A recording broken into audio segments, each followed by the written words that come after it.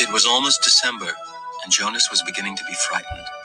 No, wrong word, Jonas thought.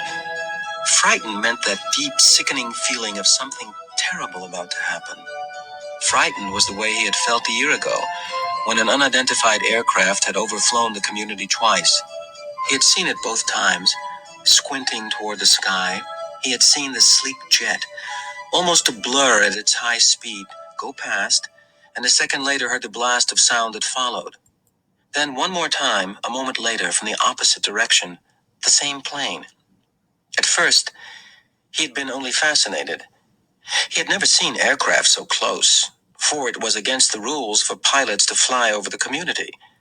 Occasionally, when supplies were delivered by cargo planes to the landing field across the river, the children rode their bicycles to the riverbank and watched, intrigued, the unloading and then the takeoff directed to the west, always away from the community. But the aircraft a year ago had been different. It was not a squat, fat-bellied cargo plane, but a needle-nosed, single-pilot jet. Jonas, looking around anxiously, had seen others, adults as well as children, stop what they were doing and wait, confused, for an explanation of the frightening event. Then all of the citizens had been ordered to go into the nearest building and stay there. Immediately, the rasping voice through the speakers had said, "Leave your bicycles where they are." Instantly, obediently, Jonas had dropped his bike on its side on the path behind his family's dwelling. He had run indoors and stayed there, alone. His parents were both at work, and his little sister Lily was at the child care center where she spent her after-school hours. Looking through the front window, he had seen no people. None of the busy afternoon crew of street cleaners, landscape workers, and food delivery people who usually populated the community at that time of day. He saw only the abandoned bikes here and there on their sides. An upturned wheel on one was still revolving slowly. He had been frightened then. The sense of his own community silent, waiting, had made his stomach churn. He had trembled. But it had been nothing. Within minutes, the speakers had crackled again, and the voice, reassuring now and less urgent, had explained that a pilot in training had misread his navigational instructions and made a wrong turn. Desperately, the pilot had been trying to make his way back before his error was noticed.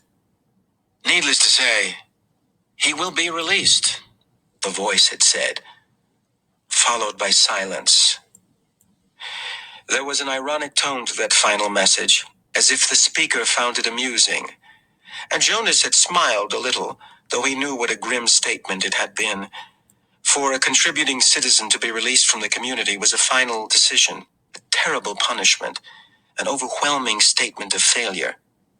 Even the children were scolded if they used the term lightly at play, jeering at a teammate who missed a catch or stumbled in a race. Jonas had done it once, had shouted at his best friend, "That's it, Asher, you're released," when Asher's clumsy error had lost a match for his team.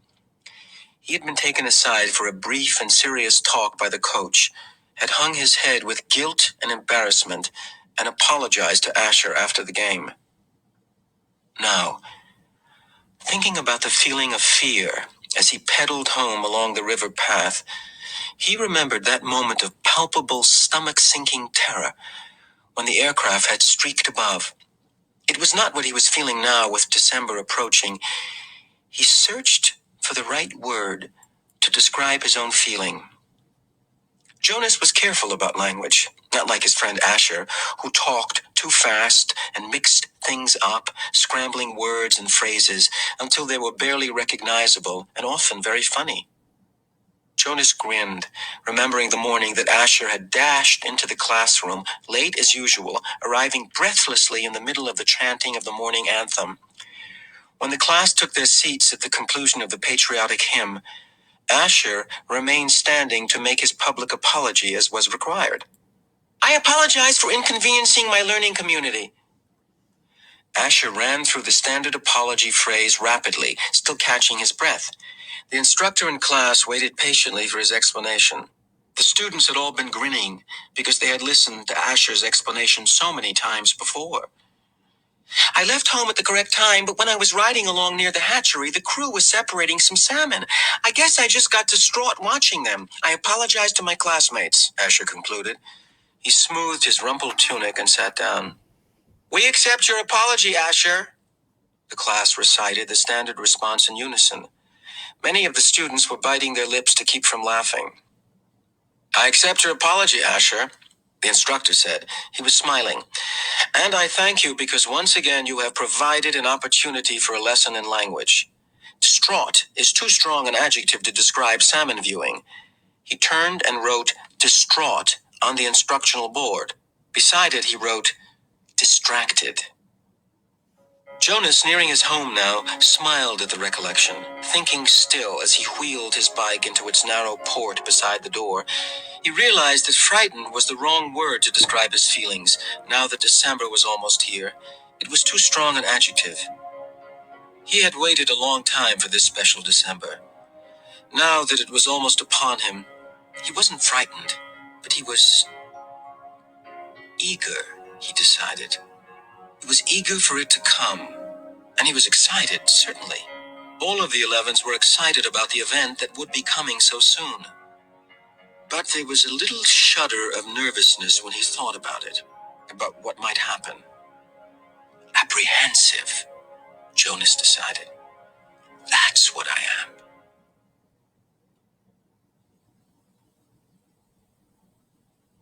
Who wants to be the first tonight for feelings? Jonas's father asked at the conclusion of their evening meal.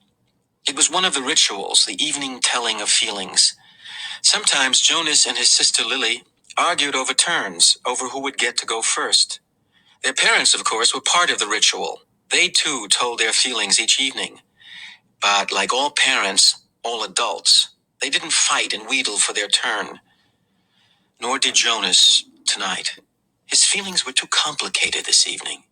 He wanted to share them, but he wasn't eager to begin the process of sifting through his own complicated emotions, even with the help that he knew his parents could give.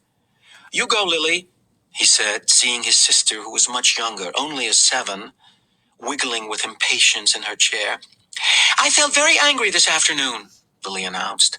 My childcare group was at the play area, and we had a visiting group of 7s, and they didn't obey the rules at all. One of them, a male, I don't know his name, kept going right to the front of the line for the slide, even though the rest of us were all waiting. I felt so angry at him. I made my hand into a fist like this. She held up a clenched fist, and the rest of the family smiled at her small, defiant gesture. Why do you think the visitors didn't obey the rules? Mother asked. Lily considered and shook her head. I don't know. They acted like animals, Jonas suggested. He laughed. That's right, Lily said, laughing too. Like animals. Neither child knew what that word meant exactly, but it was often used to describe someone uneducated or clumsy, someone who didn't fit in. Where were the visitors from? Father asked. Lily frowned, trying to remember. Our leader told us when he made the welcome speech, but I can't remember. I guess I wasn't paying attention. It was from another community. They had to leave very early, and they had their midday meal on the bus. Mother nodded. Do you think it's possible that their rules may be different, and so they simply didn't know what your play area rules were? Lily shrugged and nodded. I suppose. You visited other communities, haven't you? Jonas asked. My group has, often. Lily nodded again. When we were 6s, we went and shared a whole day with a group of 6s in their community. How did you feel when you were there? Lily frowned. I felt strange because their methods were different. They were learning usages that my group hadn't learned yet, so we felt stupid. Father was listening with interest. I'm thinking, Lily, he said, about the boy who didn't obey the rules today. Do you think it's possible that he felt strange and stupid, being in a new place with rules that he didn't know about? Lily pondered that. Yes, she said, finally. I feel a little sorry for him, Jonas said. Even though I don't even know him, I feel sorry for anyone who is in a place where he feels strange and stupid. How do you feel now, Lily? Father asked. Still angry? I guess not, Lily decided. I guess I feel a little sorry for him, and sorry I made a fist. She grinned. Jonas smiled back at his sister. Lily's feelings were always straightforward, fairly simple, usually easy to resolve. He guessed that his own had been too when he was a 7. He listened politely, though not very attentively, while his father took his turn, describing a feeling of worry that he'd had that day at work, a concern about one of the new children who wasn't doing well. Jonas's father's title was nurturer.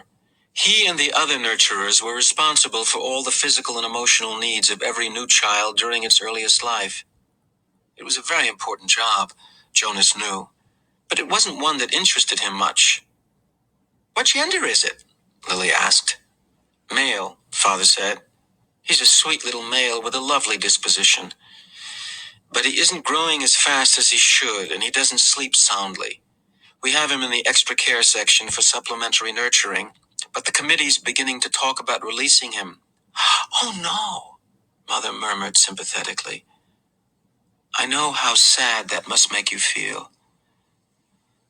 Jonas and Lily both nodded sympathetically as well. Release of new children was always sad, because they hadn't had a chance to enjoy life within the community yet, and they hadn't done anything wrong. There were only 2 occasions of release which were not punishment. Release of the elderly, which was a time of celebration for a life well and fully lived, and release of a new child, which always brought a sense of what could we have done. This was especially troubling for the nurturers, like Father, who felt they had failed somehow. But it happened very rarely. Well, Father said, I'm going to keep trying. I may ask the committee for permission to bring him here at night, if you don't mind. You know what the night crew nurturers are like. I think this little guy needs something extra. Of course, Mother said, and Jonas and Lily nodded. They had heard Father complain about the night crew before. It was a lesser job, night crew nurturing, assigned to those who lacked the interest or skills or insight for the more vital jobs of the daytime hours. Most of the people on the night crew had not even been given spouses because they lacked, somehow, the essential capacity to connect to others, which was required for the creation of the family unit. Maybe we could even keep him, Lily suggested sweetly, trying to look innocent. The look was fake, Jonas knew. They all knew. Lily, Mother reminded her, smiling, you know the rules. 2 children, 1 male, 1 female, to each family unit. It was written very clearly in the rules. Lily giggled. Well, she said, I thought maybe just this once. Next, Mother, who held a prominent position at the Department of Justice, talked about her feelings. Today, a repeat offender had been brought before her, someone who had broken the rules before, someone who she hoped had been adequately and fairly punished, and who had been restored to his place, to his job, to his home, his family unit. To see him brought before her a second time caused her overwhelming feelings of frustration and anger, and even guilt, that she hadn't made a difference in his life. I feel frightened, too, for him, she confessed. You know that there's no 3rd chance. The rules say that if there's a 3rd transgression, he simply has to be released. Jonas shivered. He knew it happened. There was even a boy in his group of 11s whose father had been released years before. No one ever mentioned it. The disgrace was unspeakable. It was hard to imagine. Lily stood up and went to her mother. She stroked her mother's arm. From his place at the table, Father reached over and took her hand. Jonas reached for the other. One by one, they comforted her. Soon, she smiled, thanked them, and murmured that she felt soothed. The ritual continued. Jonas? Father asked. You're last tonight. Jonas sighed. This evening, he almost would have preferred to keep his feelings hidden. But it was, of course, against the rules. Feeling apprehensive, he confessed, glad that the appropriate descriptive word had finally come to him. Why is that, son? His father looked concerned. I know there's really nothing to worry about, Jonas explained, and that every adult has been through it. I know you have, Father, and you too, Mother. But it's the ceremony that I'm apprehensive about. It's almost December. Lily looked up, her eyes wide. "The ceremony of 12," she whispered in an awed voice. Even the smallest children, Lily's age and younger, knew that it lay in the future for each of them. "I'm glad you told us of your feelings," Father said. "Lily," Mother said, beckoning to the little girl, "go on now and get into your night clothes. Father and I are going to stay here and talk to Jonas for a while." Lily sighed, but obediently she got down from her chair. "Privately?" she asked. Mother nodded. "Yes," she said. "This talk will be a private one with Jonas."